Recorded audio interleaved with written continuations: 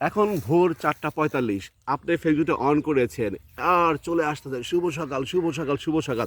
আপনি তখন কি করছেন? আপনি তখন দিচ্ছেন শুভ সকাল শুভেচ্ছা, শুভ সকাল শুভেচ্ছা। এক নাগাড়ে শুভ সকাল লিখেই যাচ্ছেন সেই পোস্টগুলিতে। তাহলে আপনি কি হচ্ছে? আপনি কিছুক্ষণের মধ্যে কমেন্ট ব্লক খাবেন। কমেন্ট ব্লক খাচ্ছেন, কয়েকবার খাচ্ছেন। খাওয়ার পরে কি হবে? এটা স্প্যাম হিসেবে যাবে ফেসবুক কর্তৃপক্ষের কাছে যে আপনি স্প্যামিং করছেন। আপনি কমেন্ট ব্লক খাচ্ছেন। তারপরে আপনার রিচ এনগেজমেন্ট কমে যাবে, ভিউ কমে যাবে।